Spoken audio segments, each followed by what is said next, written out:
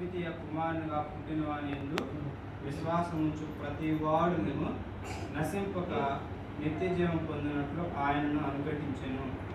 లోకము తన కుమారుని ద్వారా రక్షణ పొందుటకే గాని లోకమునకు తీర్పు తీర్చుటకు దేవుడు ఆయనను లోకములోనికి పంపలేదు. దేవుడు లోకమును ఎంతో ప్రేమించాడు.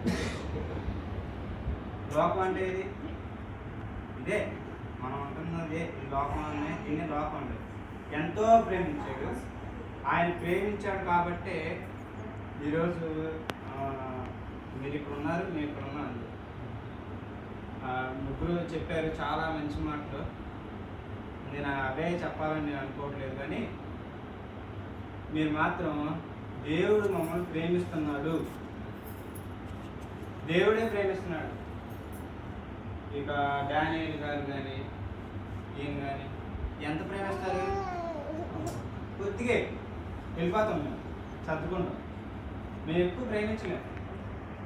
కానీ దేవుడు మాత్రం ఎంత ప్రేమిస్తున్నాడంటే ఆయనకి కుమారుడు ఉన్నాడు. ఆ కుమారుడిని ఏం చేశాడంటే మన కోసం మనకు రావాల్సిన శిక్షను ఆయన మీద మోపాడు.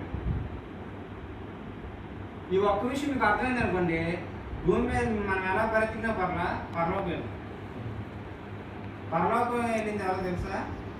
దరిద్రులే, పేదవాళ్ళు. ఎందుకు? వాళ్ళకే దేవుడు వైపు చూసేది వాళ్ళే. అహంకారులు, గర్విష్ఠులు, ధనవంతులు పరలోక రాజ్యంలో లేరు. మీరు ధన్యులు అంతే. మీ ధన్యత మీరు అర్థం చేసుకొని, అరే దేవుడు నన్ను ప్రేమిస్తున్నాడు. ఇదిగో వ్యక్తులు మారిపోతారు. వ్యక్తులు ఎక్కువ కాలం ప్రేమించలేరు ఎవరు కూడా. స్వార్థం.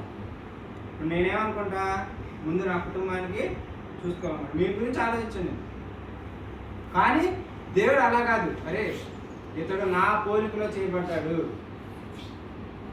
మీరందరూ ఎవరి పోలిక తెలుసా? చెప్పండి, ఎవరి పోలిక?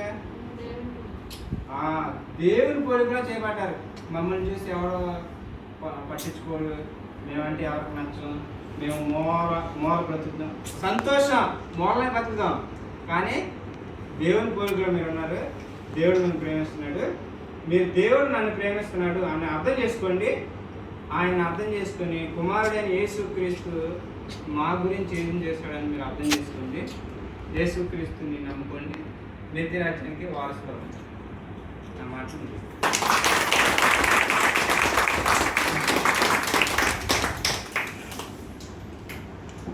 ఇంకోటి ఏంటంటే, డానియేలు వాళ్ళు ఈ ఊరేగా వాళ్ళ కమ్యూనిటీకి వచ్చి తెచ్చుకోలేదు, మీకే ఎఫెక్ట్.